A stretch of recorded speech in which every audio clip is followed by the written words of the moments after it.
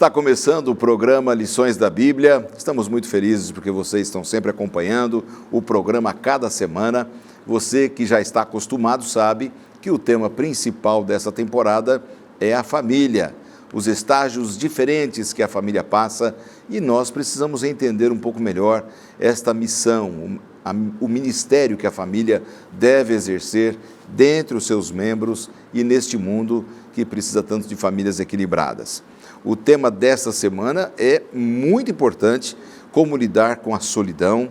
É um tema que, se você quer saber um pouco mais, você não pode perder nenhum minuto do programa de hoje, porque os nossos dois colegas pastores da semana passada retornam ao programa e vamos conversar com eles com muita alegria.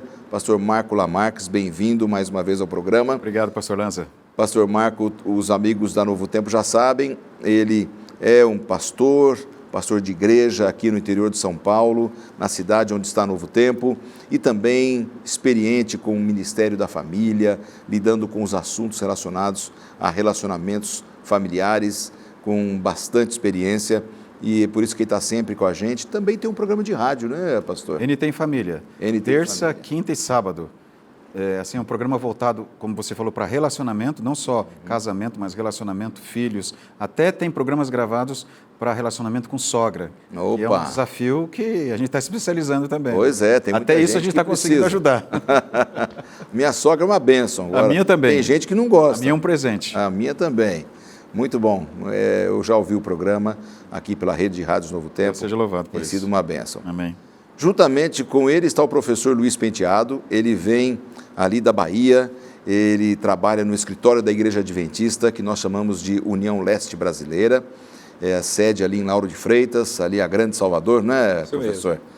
Muito bem-vindo. Também tem Sergipe aí envolvido, né? Sergipe também, Bahia e Sergipe. Que bom. Muito contente por estar aqui de novo, muito obrigado pelo convite. Só para deixar registrado, eu também gosto muito da minha sogra, ela é um... Ah, você saiu Vamos bem. todo mundo sair bem aqui hoje, né, professor? Você se saiu bem. Você é esperto, está certo. Não é à toa que está na área de família lá, viu? Então. Olha, eu aproveito para deixar um abraço aqui para todos os amigos dessa bonita região, ali Bahia e Sergipe, amigos que acompanham muito a Novo Tempo, muita gente assiste a Novo Tempo. Obrigado pela sua audiência, porque você tem sido um apoiador do Ministério da Novo Tempo, do projeto Anjos da Esperança, da evangelização toda que a Novo Tempo faz. Também o meu abraço especial a todo o rebanho aqui do pastor Marco Lamarques, que é um rebanho conhecido, muitos deles são funcionários aqui da Novo Tempo, e a gente fica muito feliz em saber que o pastor Marco Lamarques tem essa expertise de família ao lidar com o seu rebanho. Amém. Bom, dados os abraços, inclusive para as sogras, que são uma bênção, com certeza, nós vamos aproveitar para fazer uma oração para a gente começar. Pastor Marco, ora para a gente, por favor. Santo seja o teu nome, Senhor, por tua bondade e misericórdia que se renova a cada manhã. Amém. Obrigado por criares a instituição da família, Senhor. Amém. Uma bênção para a nossa vida, para a nossa saúde emocional, para a nossa felicidade. Que o Espírito Santo conduza todos nós aqui e quem nos assiste, que possamos juntos crescer no teu amor, em nome de Jesus. Amém. Amém, amém. Vamos ouvir agora a palavra do autor com Pamela Consuegro. Paulo nos diz que devemos estar alegres em qualquer contexto que estejamos vivendo. Existem alguns estágios em nossas vidas que são fáceis nos alegrarmos. Casamentos, nascimentos de um bebê saudável. Mas aqueles momentos em nossas vidas quando nos sentimos tristes, quando ficamos desapontados com os acontecimentos, talvez por conta da morte, da perda de um ente querido, deveríamos estar alegres ou contentes? Não. Acho que o que Paulo disse foi que mesmo nas nossas decepções, mesmo chorando, devemos lembrar que Deus ainda está em seu trono, que Jesus ainda nos ama e que Ele ainda está no controle da situação. E nessas horas de desapontamentos, nas horas de choro, devemos nos apegar à promessa que a batalha já foi ganha, que a vitória soou. E um dia, quando Jesus voltar, Ele fará novas todas as coisas e tudo ficará certo. Com este direcionamento aí da Pamela, que trabalha com família, juntamente com seu esposo, Cláudio, que eles estão se revezando a cada semana no Palavra do Autor, a gente vai poder começar então o programa de hoje. realmente a solidão é um problema, né, meus amigos? A solidão, a gente vive num mundo com bilhões de pessoas. Como é que a gente pode ter solidão num mundo com tantos bilhões de pessoas, não é, professor Luiz? Verdade. Por incrível que pareça, isso é mais comum do que se imagina, né? Alguém se arriscaria a dizer que a solidão surgiu no Éden, né? Essa é uma visão equivocada, porque dizem que Deus, alguns, né, dizem que Deus só se deu conta de que tinha faltado alguma coisa para Adão mais tarde, e depois criou Eva. Quando, na verdade, Deus, supremo professor, né, Deus usou aqueles momentos ali de solitude de Adão como um recurso pedagógico, na verdade, para conduzir Adão ao entendimento de quão importante é viver em comunidade, em ter uma companheira, trocar experiências e, enfim, com outras pessoas. E aí vem o texto principal, né? Sim. Aqui Não é bom do nosso manual de estudos dessa semana. Está bem na introdução, se você tem em suas mãos, você pode dar uma olhadinha ali. Está no livro de Gênesis, o capítulo 2 e o verso 18, quando Deus faz uma declaração. Nós como pastores, usamos muito isso no momento da cerimônia de casamento, né? É comum. Não é bom que o homem esteja só. Uma declaração de Deus. Já quando Deus diz que não é bom, já dá para a gente ficar esperto, porque realmente a gente tem que prestar atenção. Se não é bom, temos que ter a nossa companheira, as mulheres, o seu companheiro, né? É a lei da vida. Aliás, pastor Lanza, quando você vê o relato de Gênesis, você descobre o seguinte: o isolamento é um intruso na criação. O isolamento é um intruso no plano de Deus. Se você perceber, a gente assim, tem o seu valor você ficar sozinho, para fazer uma boa leitura, para meditar, para orar, para você... Nós homens temos muito essa necessidade, às vezes as mulheres não entendem, a gente fica sozinho, às vezes até trocando de canal, fazendo alguma coisa que a gente precisa. Mas assim, o isolamento que nós estamos vendo hoje, se vocês olharem um pouco para o contexto da sociedade, vocês estão percebendo que cada dia que passa o isolamento é maior. Eu estava lendo um artigo de uma revista científica inglesa, inclusive uma revista especializada na área de medicina, onde a Associação Cardiologista define o isolamento como causador de duas doenças graves que nós temos hoje na sociedade, que são as doenças cardiovasculares e a depressão. Chega a ponto de dizer, isso foram feitas 180 pesquisas, não foi uma pesquisa só, foram 180, e se descobriu que quando você está isolado, não sozinho no teu canto, mas você se isola das pessoas, você não quer relacionamento, você pode estar na multidão e estar isolado. Você tem 29% de chance maior de ter um derrame cerebral. E você pode até 32% de chance, aumentar 32% de chance de você ter um infarto. E o isolamento traz sintomas, os mesmos sintomas da depressão. E a pessoa que se isola, ela não aceita diferenças que os outros apresentam no relacionamento. E cada vez mais ela vai mergulhando nesse ambiente que é próximo ao narcisismo, que está dentro do egoísmo, e aí vem aquela coisa das pessoas quererem dominar você, de controlar você, de querer interferir em você. Por quê? Porque aquele sujeito que está isolado, ele não quer isso. E por isso que você vê claramente essa característica como contrária àquela de Deus. Porque nós fomos no Éden criados naturalmente altruístas. Depois, com a entrada do pecado, nós passamos a carregar a natureza egoísta. Hoje, naturalmente, a gente é egoísta. Eu tenho que me esforçar para pensar no outro.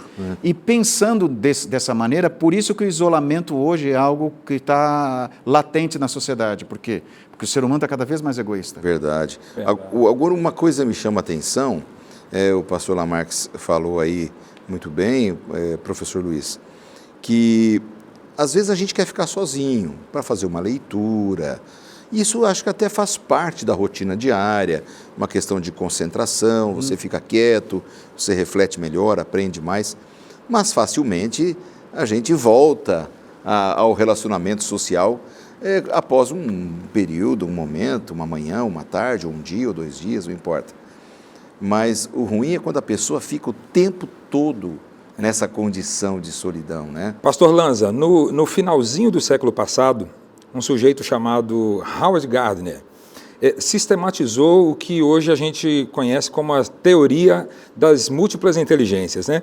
Uma destas teorias, uma destas inteligências, melhor dizendo, é a inteligência intrapessoal. Pessoas que têm essa capacidade de ficar isolada por um período de tempo, refletindo na vida, são pessoas que conhecem melhor seus próprios sentimentos, repensam as suas reações diante das pressões da vida. Pessoas assim estão mais bem preparadas, segundo Gardner, segundo a psicologia e psicanálise atuais, mais bem preparadas para conviver em sociedade. Há uma porção de personagens bíblicos que faziam assim, né?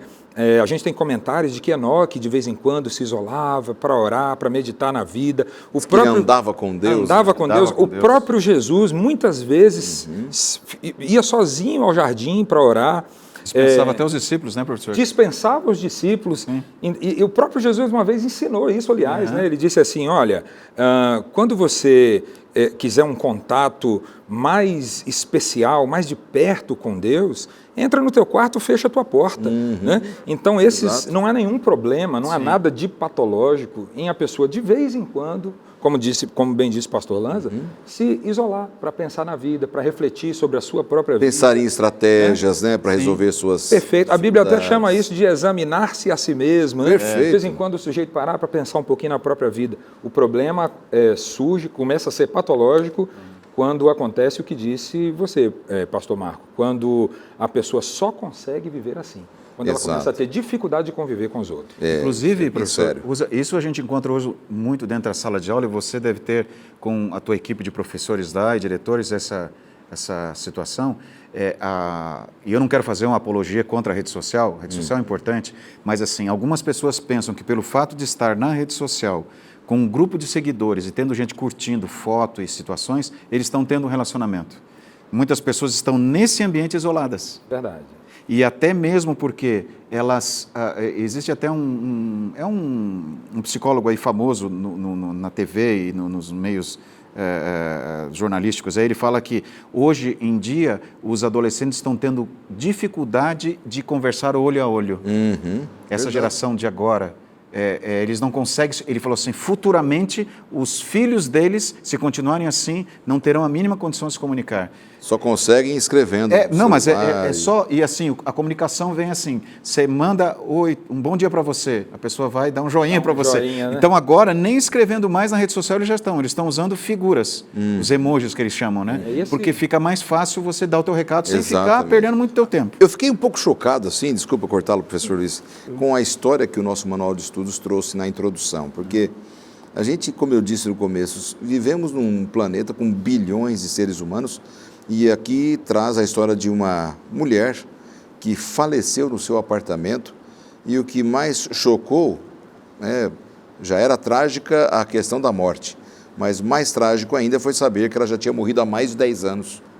Ninguém notou a ausência dessa pessoa, nem vizinhos, nem, quem sabe, a própria igreja, amigos. Olha como as pessoas estão vivendo tão isoladas que ninguém nota mais a ausência delas. Ninguém nota a ausência, e já são alguns os casos que, inclusive, ganharam os noticiários. Esse não é um caso isolado. Né? Tem algumas histórias ao redor do mundo de pessoas que morreram dentro dos seus apartamentos e ninguém sentiu a falta dessas pessoas. Encontraram os ossos. Semanas, às vezes meses depois, nesse caso anos, né, a pessoa foi encontrada.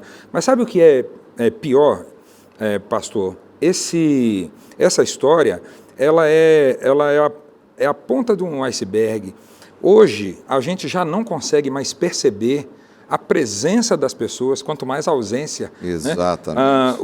Um problema dos relacionamentos modernos hoje, e aí a gente passa necessariamente, viu, pastor Marco, pelo uso das redes sociais, né? Essa falsa sensação de que você está interagindo, de que você tem amigos, quando no fundo você está sozinho. As pessoas passam pela nossa vida e a gente não as percebe. Da mesma forma que nós passamos pela vida de outros, a gente se sente invisível. E, infelizmente, isso tem acontecido dentro dos lares, né? Os filhos que, quando os pais piscam o olho, eles já cresceram, e os pais não viram seus filhos crescerem. Exatamente. Né? O filho pisca o olho, o papai já está idoso, já está perto de falecer, e aí ele se dá conta de que não aproveitou Exatamente. O companheirismo, a convivência. O nosso manual de estudos traz aqui o texto de Eclesiastes 4, 9 a 12, falando sobre essa visão do companheirismo e tal. Que lições podemos tirar, pastor Marco Lamarques, do texto de Eclesiastes 9 a 12? Esse texto, eu acho... Bom, o sábio escreveu isso aqui, né? Ele dá uma explicação, ele justifica por que você precisa do outro. Porque se você ficar sozinho e tiver alguma situação que não consiga resolver, o outro vai ajudar a resolver. Até mesmo ele fala naquele ambiente que não havia calefação, né? Claro, ou era... quando o inverno vinha, né? O inverno deles lá, quando vem a neve é rigorosa, né? Ele fala assim, um pode aquecer o outro. E Davi, até quando ele estava idoso, foi separado de uma mocinha só para aquecê-lo à noite, né? Então, agora, eu acho que isso aqui é muito importante a gente entender que, usando até o gancho daquela pesquisa que a sociedade lá, médica lá inglesa colocou, aquela revista científica, nós pensamos assim, o outro que se lasca, o outro que desculpe dizer assim, mas muitas vezes a gente pensa, que ele vai viver a vida dele, eu vou viver a minha. Mas, na realidade, o que o sábio está colocando para nós aqui é que o companheirismo, ele faz bem para você. E não é só aquele relacionamento, eu procurar você, por exemplo, quando eu preciso de você só. Tem um camarada chamado Martin Buber, ele foi um psiquiatra e um pensador e escritor. Ele colocou uma teoria que é usada hoje na psiquiatria e na psicologia, chamada eu, tu e eu, objeto. O eu, você, o objeto. Eu, tu é quando você olha o valor do outro. Você olha o que a pessoa é, você se importa com o que a pessoa é. Eu, objeto, quando você olha apenas a utilidade da pessoa. E eu percebo que hoje, pastor Lanza, muitos relacionamentos... Olha para a pessoa como uma coisa, como objeto. um objeto. Nós estamos nos relacionando com as pessoas como se fosse o objeto. Não eu, você. Olhando o significado do outro. Eu, você, eu olho o significado. Eu olho o teu significado, eu olho o teu significado. Eu olho o significado da minha esposa, o significado do meu filho, do meu pai. O objeto, quando eu olho a utilidade. O meu pai é útil para quê? Para pagar minhas contas, para me levar na escola, a minha esposa para satisfazer minhas necessidades sexuais ou emocionais, seja o que for. Mas qual é esse problema do eu objeto? Quando a pessoa perde a sua utilidade, eu procuro outro relacionamento. E o pior é que nós, às vezes, nos relacionamos com Deus eu objeto. Exatamente. Então existe esse companheirismo que nós estamos estudando aqui, que é companheiro. Essa palavra companheiro vem de comer pão junto. Companheiro, é isso que vem a palavra. Comer pão junto naquele tempo era o momento mais importante, você só convidava alguém muito amigo para comer pão junto. Tanto que Belém quer dizer casa do pão, né? Vem desse nome. Então, hoje em dia, nós não somos mais companheiros. Não somos companheiros do nosso cônjuge, dos nossos filhos, dos nossos pais. Nós olhamos para ele como o quê? Um objeto. Objeto. A utilidade deles. Exatamente. A gente se relaciona com o outro pensando no tipo de benefício que a gente pode extrair daquela... Qual o retorno que eu vou ter. Exatamente. Eu quero, após o intervalo, recomeçar exatamente desse ponto, porque Deus também deseja que sejamos companheiros dele, né? Ele quer nos fazer companhia, e até o nosso manual fala um pouco sobre isso, e eu quero partir a partir desse ponto, começar a partir desse ponto melhor. No próximo bloco, são só 2 minutos, voltamos já.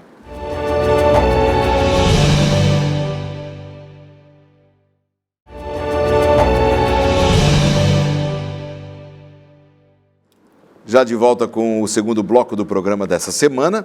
Nós já começamos o bloco oferecendo a possibilidade de você receber um presente da Novo Tempo em sua casa. Você pode telefonar para a gente, código de área 12, 21 27 31 21.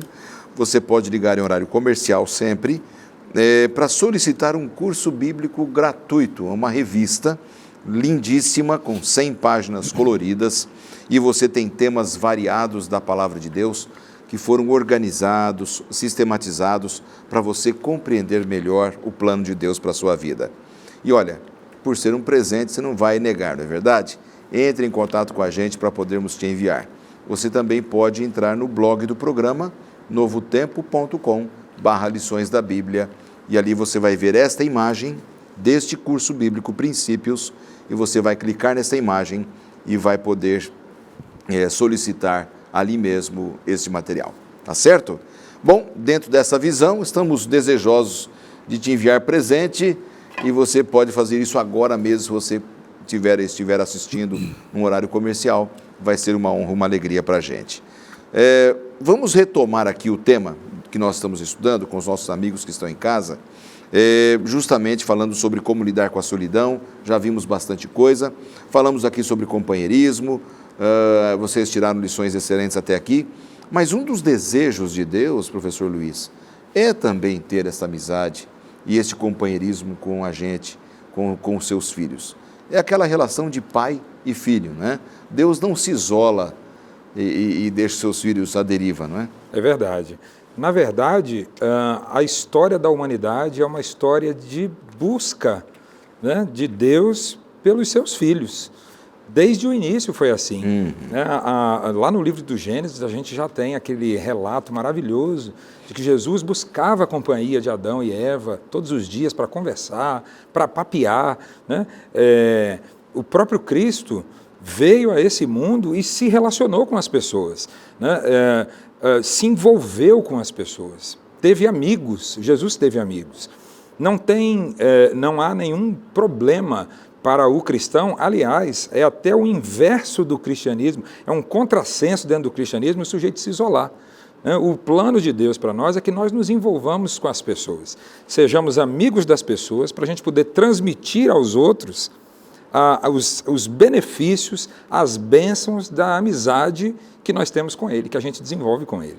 Jesus mesmo disse, né? Vós sois a luz do mundo, vós sois o sal da terra. Então, nós temos que estar no meio das pessoas, envolvidos com a sociedade e não buscar um isolamento e tal, né? Há pessoas que acham que por viverem no meio de uma mata, se embrenharem lá no meio daquela mata sem ver nenhum ser humano, que isso vai lhe trazer um aspecto de santidade maior ou vão cumprir o plano de Deus. É questionável, porque Deus não deseja que a sua igreja, o seu povo, se esconda e viva isolado. Nós temos que nos relacionar, buscar companheirismo. Agora, né? Isso é muito importante que você falou, pastor, porque tem gente que acha que ser produtivo para Deus, estar próximo de Deus é se isolar. Romanos capítulo 8, Paulo, no verso 7, ele diz, eu até vou ler aqui, ele fala, ele diz assim, por isso o pendor da carne, quer dizer, a tendência, natureza nossa é inimizade contra Deus. Eu naturalmente não quero conviver com Deus, eu não quero ser companheiro de Deus, isso é natural em mim. Então eu vou ter que me esforçar para buscar a Deus, não como objeto, mas como o significado de Deus, como Ele é, como um amigo, como companheiro, eu vou ter que me esforçar. E esforçar quer dizer o quê? Isso não vai acontecer uma vez só. Diariamente eu vou ter que fazer isso. E na esteira dessa situação vem também outra realidade. Eu tenho que me esforçar para me relacionar com vocês. Porque no momento em que você ameaça a minha autonomia, o que eu vou fazer? Ou eu me isolo, ou eu ofendo você, ou eu agrido você. Eu, pastor Laerte, somos amigos quando nos conhecemos há muitos anos, né, pastor? Não vamos falar aqui para não abrir espaço para alguns comentários. Não vamos dizer quantas. Mas falando assim, você deixa a imaginação da gente voar. Não, é que na realidade, professor, a gente é precoce, nós somos precoces. Começamos cedo, muito jovens. Mas assim, eu sou amigo dele, mas no momento em que ele agir ou falar alguma coisa que ameaça a minha autonomia, assim, vai acionar um gatilho que eu vou querer ou me separar dele ou agredi-lo. Com Deus é a mesma coisa. Eu tenho que entender que nesse companheirismo com Deus, algumas coisas que Deus vai pedir para mim e que Ele vai falar para mim, nem sempre vão ser aquelas que eu quero, porque naturalmente o que eu tenho? Inimizade. E naturalmente o meu egoísmo vai me separar ou vai me aproximar das pessoas? Exatamente. Separar. Nesta questão, aí vem já que estamos falando de solidão, há muitas pessoas que imaginam que não se casar, permanecer solteiro, é quase uma maldição e até uma desonra, e por isso é uma situação ruim. Mas uma pessoa que não teve a possibilidade de se casar, permaneceu solteira, é uma desonra, é uma vergonha, é sinal de que ela vai viver triste e com solidão? Como você vê essa questão, professor? Olha, pastor Lanza, na verdade há conselhos bíblicos sobre isso, né? O próprio apóstolo Paulo diz assim, olha, você que está solteiro, não se incomode com isso. Se você puder continuar solteiro, se estiver bem, estiver feliz assim, continue. E ele ainda diz por quê, né? Porque estando solteiro, você vai poder se dedicar mais ao trabalho de Deus, você vai ter mais tempo para tratar de assuntos ligados ao céu e às coisas espirituais. Mas se você se casar, cuide da pessoa, esse é o conselho da Bíblia, cuide da pessoa com a qual você se casou. Você vai se dedicar a essa pessoa, você vai buscar torná-la feliz. Mas não há nenhum problema. Hoje, o que acontece nos meios sociais, né, nos grupos sociais, é quase uma crueldade.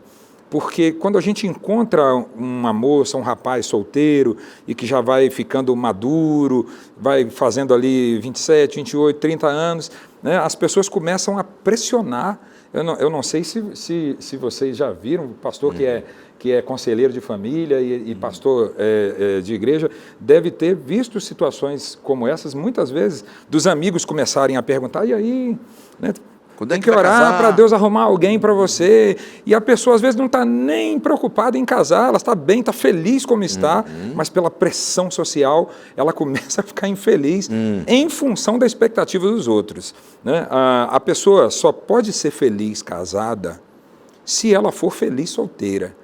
Se ela estiver bem, feliz e se sentir bem assim, não tem que ficar preocupado, angustiado e perder o sono, porque os outros estão colocando esse tipo de expectativa sobre isso. E se a pessoa é infeliz solteira, ela vai fazer o outro infeliz vai também. fazer o outro infeliz também. Ela tem que se tratar antes, tem que cuidar dela primeiro. A gente volta, pastor, eu me lembro agora de um comentário que nós fizemos na semana passada no nosso último encontro. Perfeito. Quer dizer, como é que eu posso me casar buscando que neste casamento o outro me faça feliz? Essa é uma expectativa muito arriscada. Muito egoísta. Muito egoísta. É melhor, se eu tiver que me unir a alguém, que eu me una para dividir um pouquinho da minha felicidade de solteiro. Eu já sou feliz solteiro, mas vou casar com outro para tornar o outro feliz. Sim, perfeitamente. Na visão de vocês, a pessoa, então, ela pode ser feliz solteira ou feliz casada sem nenhum problema. Agora, vamos avaliar uma situação inversa. Vivemos numa época, pastor Lamarques, em que muitos casamentos estão terminando. Sim. Cada vez que passa, parece-me que os casamentos estão terminando em maior número. Quando um casamento acaba, normalmente as duas partes ficam num processo de solidão, sofrem ou tornam-se até doentes por isso. Assim, o divórcio, ele é traumático e é ligado ao processo do luto. Não só a perda do cônjuge, né, o luto pela morte do outro, mas a separação, ela faz parte de um processo de luto. Inclusive, a criança, nesse contexto da separação, ela também passa por um processo de luto. O processo de luto, ele não é comum, ele não é igual para todos nós. Apesar de ser uma situação comum, não é igual para todos nós. Cada um reage de uma maneira diferente. Então, uma pessoa que ficou viúva, por exemplo, ela pode muito bem administrar a vida dela e entender que ela não precisa de outra pessoa e ser feliz. Mas se essa solidão que ela tem está trazendo uma certa dificuldade para ela administrar, ela é livre para procurar outra pessoa, mas assim, ela tem que entender duas coisas. Primeiro, que essa pessoa não será igual ao seu cônjuge que faleceu, primeira coisa, e não deve ficar comparando. E outra coisa, é um processo normal como qualquer outro relacionamento. Ela vai ter que olhar para a pessoa com cuidado, não importa, mas eu já fui casado 40 anos, não importa. É como se nunca tivesse Nunca casado, tivesse, né? Por quê? Porque é outra pessoa, é diferente dela, é outro relacionamento. Mas se ela preferir ficar sozinha, faça isso com alegria. Se envolva, aí que está a questão importante, é a segunda coisa que eu quero dizer aqui. Não se isole. Porque eu sou viúva. Procure pessoas que têm a idade dela ou que são assim, que se relacionam com ela e vivam uma vida feliz. A Bíblia não coloca isso como, você ficou viúva, você tem que casar, você ficou viúva, você tem que casar. Isso não é. A coisa tem que ser feita dentro de um equilíbrio e dentro de uma coerência. Não sei se você concorda comigo, professor? Eu concordo 100%. Mas vocês dois casados, estão felizes, está tudo certo, né? E o casamento não terminou, mas eu imagino que não deve ser nada fácil. Não, por isso que é um luto, termina, né? É um luto tremendo, né? É muito triste. São muitas pessoas envolvidas, né? Especialmente quando tem filhos, e vira um efeito dominó, não é? A família sofre demais, a separação, o rompimento, etc. Nesse ponto, quando um casamento acaba, é possível, mesmo tendo como se fosse um luto, a pessoa ter a experiência de ser feliz novamente? É um desafio, esses viu? dias eu encontrei uma pessoa que diz assim, eu não acredito. Quando acaba o primeiro casamento, a gente vai para o segundo, mas sempre vem na cabeça o primeiro, né? Como é uma pessoa que já está em outro casamento, já segundo ou terceiro, não sei, eu não tenho essa experiência. Eu falei, mas será que é assim, né? Eu estava estudando o material dessa semana, eu falei, será que as pessoas ficam sempre relembrando aquela primeira referência, primeiro acho que essa fala do pastor Marco agora foi completa, né? Todo novo relacionamento é um novo começo. É óbvio que os nossos relacionamentos anteriores funcionam como laboratórios, né, para a gente evitar cometer os mesmos erros depois, né? Eu estou falando nesse caso em que uma pessoa viúva volta a se casar, mas é possível sim ser feliz. A gente tem ao nosso redor, né, diversos exemplos. O grande problema, e aí eu volto a concordar com o que disse muito bem dito aqui o pastor Marco, o problema é quando você fica esperando que o seu novo cônjuge seja uma cópia, né, do antigo, daquele que faleceu. Você tentar projetar os sonhos, sabe, a vivência, o companheirismo que você tinha com a outra pessoa. Eu não vou passar mais pelo que eu passei, né? Eu acho que isso aumenta o sofrimento. O novo relacionamento, eu acho que ele já começa com grandes dificuldades para dar certo quando ele se inicia assim, né, com essa projeção do relacionamento antigo neste novo. Expectativa incoerente, né? Exatamente. Agora, sob o ponto de vista bíblico, estamos falando em separação, que o casamento acaba. A palavra de Deus diz alguma coisa apenas sobre que situação deveria haver uma separação, pastor Marco? Na palavra de Deus é bem claro. Aliás, assim, tem duas coisas importantes aqui, talvez o que eu fale, alguns fiquem até assim, chateados comigo, mas a primeira coisa... Então fala devagar, com alegria, para ninguém ficar chateado. Quem está nos assistindo tem que entender que nós amamos vocês, nós queremos o melhor, mas a gente tem que passar... Claro, a palavra de Deus. Deus nos aconselha. A primeira coisa é o seguinte, só em caso de traição, adultério, há uma liberação para se procurar um novo casamento. Mas exceção. Uma exceção. Isso, obrigado, professor. Essa é a palavra. Melhor do que liberação. Exceção é a melhor palavra. Mas Jesus fala assim, por causa da dureza do coração de vocês que Moisés falou, mas o que Jesus repete é exatamente o que Deus fala lá no começo. Aquilo que Deus ajuntou, não separe o homem. O que Jesus está querendo dizer? A única coisa que pode acabar com o casamento é a morte no plano de Deus. Não é que, mas olha, eu estou com uma pessoa, não suporto. Então o que Deus quer? Que haja um investimento, que haja um esforço até onde for o limite para que esse casamento não acabe. Mas não é que Deus não quer ver você feliz, é porque Deus sabe que depois do divórcio as consequências serão muito graves, afetarão aos dois e se tiverem filhos, afetarão gravemente os filhos. Eu li um livro que fala sobre... É uma pesquisadora, uma psicóloga americana que fez um estudo durante 10 anos com filhos de pais divorciados. Aliás, o título do livro em português é Filhos do Divórcio. E ela atesta, dentro dessa pesquisa, e isso é uma tese científica, ela diz que todos os filhos de pais divorciados, não importa a idade que aconteceu o divórcio, a criança tinha 2 anos quando os pais se divorciaram, a criança tinha 9 anos quando os pais se divorciaram, todos trazem para a sua vida uma sequela muito grave. Alguns não conseguem mais ser felizes, nem se casam, ou se casam dentro de um contexto de infelicidade, alguns se casam e também se divorciam. Ela deixa claro isso. Mas Se você já passou por essa experiência, eu quero dizer que, em nome de Jesus, Deus pode restaurar você a superar isso. Mas o melhor é que você não passe pelo divórcio. Se houver um adultério, você não consegue suportar a traição do outro, saiba já. É aquela coisa que nós falamos, aquela situação que nós falamos na lição anterior. Faça um planejamento sabendo que você vai enfrentar essa situação. Perfeito. Haverá problema. Havendo problema, há uma exceção prevista no Evangelho por causa da dureza do nosso coração. E uma exceção que, apesar da sua existência, apesar desta exceção, o conselho de Deus é sempre na direção da reconciliação. Perfeito. Né? O conselho de Deus para nós é que nós perdoemos o erro do outro. Mas, como bem lembrou o pastor Marco, né? Por causa da dureza dos nossos corações, Deus sabe da nossa estrutura, sabe que nós somos pó, sabe que nós temos dificuldade de perdoar nesse grau, e a aquelas pessoas que têm essa dificuldade, Deus abre esta exceção. Amigos, vamos para mais um intervalo? Nós voltamos já em 2 minutos com o terceiro e último bloco do programa dessa semana.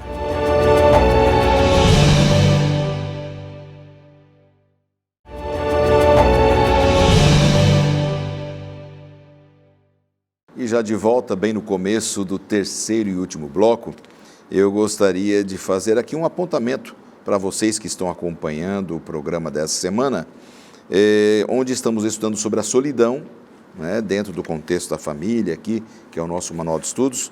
O tema é como lidar com a solidão. Já vimos aqui sobre o companheirismo, a vida de solteiro, quando um casamento acaba. Já vimos aqui que há uma exceção, que é apenas por motivo de adultério. E eu queria só fazer esse arremate e ouvir aqui a opinião do professor Luiz, do pastor Marco. Há muitas situações de separação por incompatibilidade. Uma separação por incompatibilidade que causa os mesmos traumas nos filhos e no casal que a outra. A Bíblia prevê alguma exceção para um novo casamento ou a pessoa vai precisar permanecer sozinha se a separação do seu casamento, o primeiro, o anterior, foi por incompatibilidade? Como é que tem que ser o posicionamento para a gente encerrar aqui esse ponto e partir para o próximo? Ok. Vou repetir aqui o prefixo do pastor Marcos. Talvez alguém fique aborrecido com o que nós vamos dizer, mas a visão bíblica do casamento é essa. O casamento é uma instituição divina e que foi estabelecida com o propósito de durar até a morte de um dos cônjuges.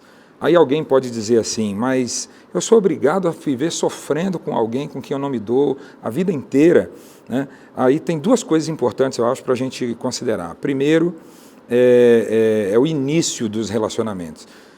A gente conversou na semana passada sobre a importância do diálogo antes do casamento acontecer.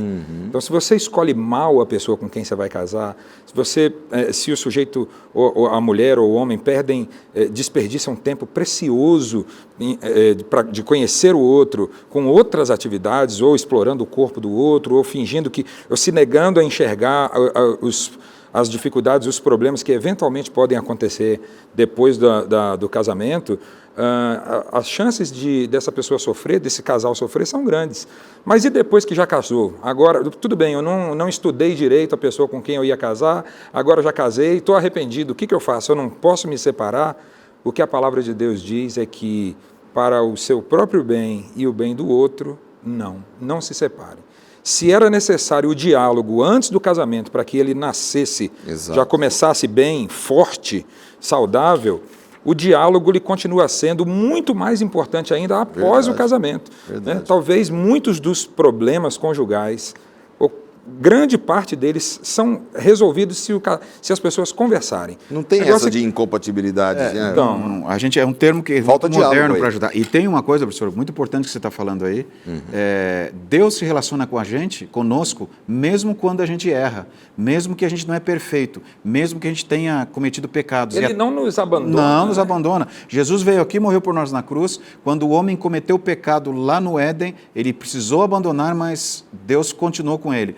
Então, só que há uma tendência nossa, é o seguinte, a pessoa errou, primeiro que a gente pensa que a gente casou com uma pessoa perfeita. A pessoa errou, acabamos. Aí alguém diz, pastor, mas eu sei que não é perfeito, mas eu sofro na mão dessa pessoa.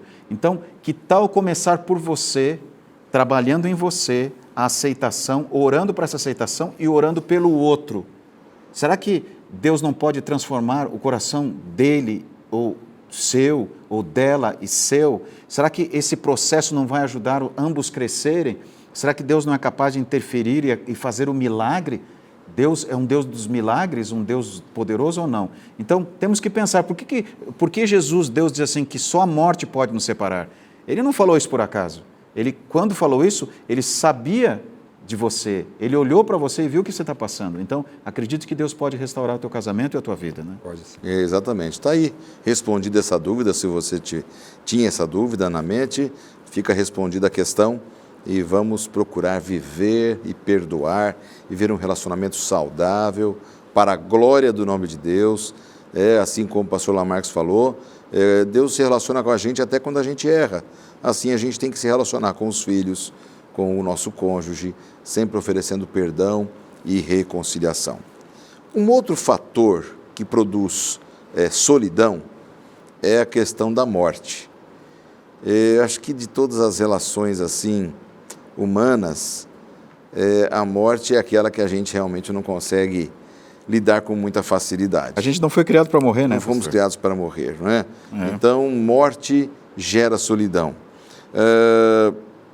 E isso faz com que a pessoa esteja confinada a uma vida infeliz e de solidão para sempre.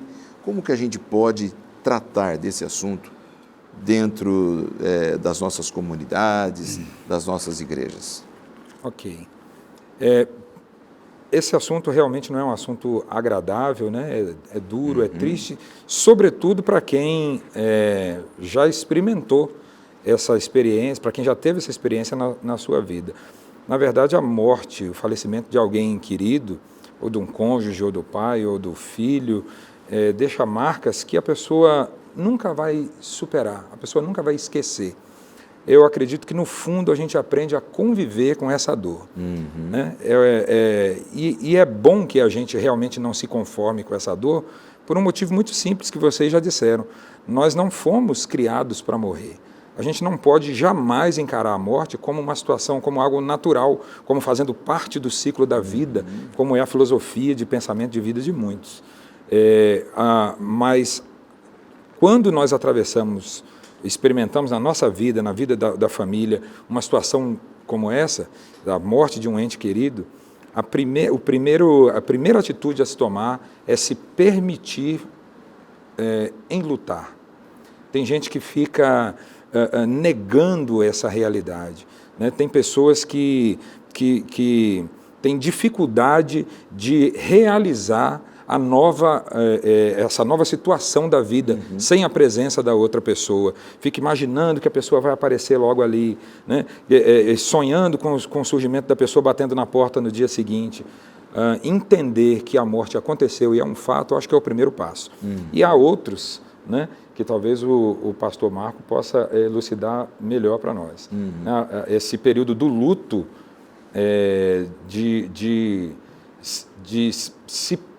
ninguém consegue se preparar para isso, como a gente viu na semana passada, pelo menos não de maneira plena, né?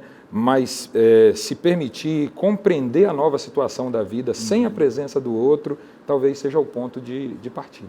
Você falou muito bem. Compreender isso. Eu tenho uma frase que eu aprendi de causa própria. A gente não se sente conformado, a gente se sente confortado. Eu perdi minha família um dia depois do meu casamento num acidente de carro. Nossa. Eles estavam voltando do meu casamento e morreram no acidente. Para mim, eu já era pastor na época, há 2 anos. Eu estava acostumado a fazer funerais, mas eu nunca havia perdido alguém tão próximo de mim, porque na minha família todos ainda estavam com vida, avós, até os meus avós, os pais da minha mãe, enfim. Nesse dia sofri muito, mas o que me ajudou a enfrentar o luto e enfrentar a realidade que eu sou mortal, porque aquele dia, professor, eu vi que eu sou mortal. Parece uma coisa sem nexo, né? Mas a gente acha que é imortal. A gente se nega a pensar. A gente nega, nessas porque A gente Deus nos acorda fez- ali no dia e acha, bom, não vai acontecer nada comigo, né? Aquele dia eu percebi que eu sou mortal no sepultamento da minha família. Mas uma coisa me ajudou muito nas madrugadas que eu levantava para chorar, recém-casado, para não fazer a minha esposa sofrer comigo, eu levantava nas madrugadas e ia para a sala chorar. E um dia eu entendi o seguinte, que a minha amizade com Jesus era suficiente para me ajudar a suportar esse momento. Isso é a primeira coisa, ele estava ali do meu lado. A segunda coisa, não é ser cruel, insensível, mas eu sabia de uma coisa, eles estavam descansando o sono da morte, estavam seguros e não estavam sofrendo o que esse mundo traz para nós de sofrimento. Isso faz 30 anos, agora no mês de julho, eu vou fazer 30 anos de casado e eu também vou lembrar que faz 30 anos que eles morreram. Nossa, é uma marca, né? Mas assim, o que eu tenho comigo? Eles estão descansando, eles não viram a degradação do mundo desses últimos 30 anos. E uma coisa eu sei, Jesus prometeu que ele vence a morte, que ele está acima da morte e que ele tem poder sobre a morte porque ele ressuscitou. Então, se alguém que me assiste aqui também está sofrendo o luto, está sofrendo a dor da morte ou a solidão da morte, Jesus tem esperança para nós de que em breve agora, com a volta dele que está para acontecer, ele vai destruir a morte e vai ressuscitar as pessoas que acreditaram, que descansaram acreditando nele, né? Pastor Amém, Marco e louvado pastor seja Deus. Lanza, Amém. perdão, pastor, por Pois não. interromper, eu tenho a impressão de que uma das coisas que acabam agravando esse sentimento terrível de perda, né, a tristeza pela morte de alguém, é o sentimento de culpa.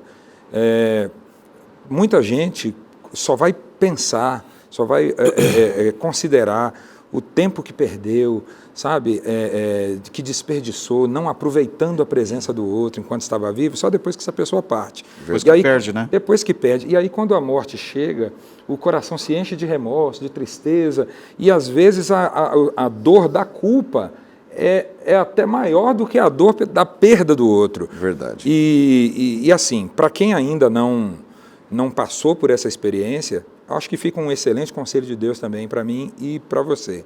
Aproveite as pessoas que estão perto de você. Se você tem um relacionamento quebrado com a tua mãe, com o teu pai, se você disse coisas para os teus filhos que você já se arrependeu de dizer, não espere perder a convivência com essas pessoas, não espere passar a oportunidade de reatar os laços, né? Talvez a dor da morte possa ser, a dor pela perda de alguém, possa ser suavizada pela certeza de que você aproveitou muito bem todas as oportunidades de estar perto daquelas pessoas com as quais você conviveu. Né? Não desperdiçou o tempo de estar com essas pessoas. Exatamente. Perfeito. Excelente reflexão que você faz, professor Luiz, porque às vezes realmente a gente não valoriza aqueles que estão com a gente em todas as situações. Porque nos isolamos, né, pastor? Que a gente vai se isolando, qualquer probleminha a gente isola lá a família, e aí quando perdemos os entes queridos, realmente a ficha cai e a gente vê quão triste é a gente não ter aproveitado bem E o às vezes tempo, por motivos sem importância, né? Exato. Por bobagem, por futilidades. Exatamente. Nós temos uma classe de pessoas nas diferentes comunidades religiosas que nos assistem, que são aqueles que são sozinhos na fé. Até o nosso manual de estudos traz um termo interessante, espiritualmente solteiros, né? Eu mesmo, ao longo do meu ministério, fiz batismos de várias pessoas sozinhas, ou só a esposa, ou só o esposo, ou só os filhos, e os pais não eram da fé. Não é uma situação também tão fácil, não é, pastor Lamarques? Não. A pessoa ter esse sentimento de ser solteiro no campo espiritual.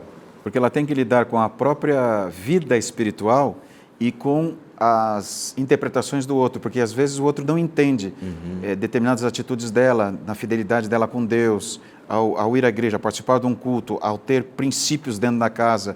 Aquilo antes não era assim, agora é desse jeito. Por isso que eu acho que o trabalho, aí vai avançar muito a questão da comunicação. E a comunicação começa com, por exemplo, quem é solteiro espiritual, quem está frequentando a igreja, vive com alguém que não tem a mesma fé que ele, de conversar com ele. Diz assim, olha, você não deixou de ser importante para mim, pelo fato de eu ter agora a minha fé, de eu tomar essa decisão de seguir esses princípios. Você é importante para mim, mas Deus também é importante. Eu quero te dizer uma coisa, quando Deus tomou conta da minha vida, eu estou me sentindo mais próximo a você, eu tenho mais vontade de conviver com você, de resolver conflitos, de acertar as coisas para conviver com você. Isso está fazendo bem para mim. Então, quando a pessoa conversa com o outro e explica que mesmo a mudança de certos hábitos devido ao posicionamento de princípios alterou esse ambiente deles, mas o valor que a outra pessoa tem para ela, a importância que essa pessoa tem para ela, melhorou, aumentou. Porque o outro vai perceber o seguinte, bom, ele tem essa maneira agora de viver, mas isso até ajudou, porque o nosso relacionamento pode melhorar. Aí nós aqui podemos nos empenhar para que esse relacionamento melhore de uma maneira assim muito natural. Vícios que eu tinha, procedimentos que eu tinha, agora eu não vou tê-los mais, porque eu tenho esses princípios. Perfeito. Quer dizer, a coisa vai ficar melhor. Agora, ao contrário de alguns que depois do momento que tem a sua fé, começam a tornar esse relacionamento uma confusão, uma guerra. Né? Às vezes, hábitos que podem ser relevados, não precisa entrar numa discussão, desde que não seja princípio. Né? Não precisa entrar numa discussão. A pessoa está ali, quem sabe, lendo a Bíblia dela e o outro chega em casa, ela deixa de lado a Bíblia por enquanto e vai dar atenção para o marido que chegou cansado, quem sabe querendo conversar com ela. Agora, ele todo dia chega, ela está lá, é o horário que ela está lendo a Bíblia dela. Ela diz, não, agora eu estou lendo a minha Bíblia, não vou parar para dar atenção para você. Quer dizer, o que ele vai ver? A religião para ele vai ser o quê? Vai ser o estorvo, vai ser uma ruptura no relacionamento deles. Sim, isso aí tem que depender do equilíbrio do outro, né? Sim, porque coerência, né? A palavra de Deus fala, né, que a mulher que tem o seu cônjuge, o seu esposo que não é da fé, ela vai ser motivo, vai ser canal de bênçãos para ele. Então, tem que fazer a coisa para que não haja rivalidade, para que não haja briga dentro de casa, para que a pessoa veja o testemunho do outro, não é? Eu acho que tem que ser nessa linha o conselho que a gente daria. Esse, pastor Lanza, não é um caminho fácil e nem rapidamente essas transformações no cônjuge acontecem. Às vezes pode durar anos, né? A resistência do outro à fé que você abraçou pode durar anos. Exato. Mas a persistência daquele que aceitou viver com Cristo, apesar do seu cônjuge ainda não ter tomado essa decisão, a persistência, a oração em favor do cônjuge, essa flexibilidade que o pastor Marco colocou, né, de você, às vezes, negar esse até mesmo o prazer de estar lendo a sua Bíblia ou fazendo culto para dar atenção ao seu cônjuge. Exato. Essa persistência, essa sabedoria vai gerar no futuro bênçãos e que podem surpreender esse servo de Cristo que convive com alguém que ainda não tomou essa decisão. Um segundo, pastor, só. A minha mãe orou 20 anos pelo meu pai. E ele aceitou Jesus depois de 20 anos. Poxa, olha só, uma experiência. Eu me lembro dela orando e intercedendo pelo meu pai. Amém, amém. Está aqui o testemunho vivo. Gente, o papo está tão bom que nós vamos continuar na semana que vem, tá bom? Perfeito. Convido vocês para voltarem aqui. Voltaremos. Na semana que vem com um novo tema dentro dessa temporada que é sobre família. E nós esperamos revê-los aqui no programa Lições da Bíblia da próxima semana. Deus abençoe a todos vocês e até lá.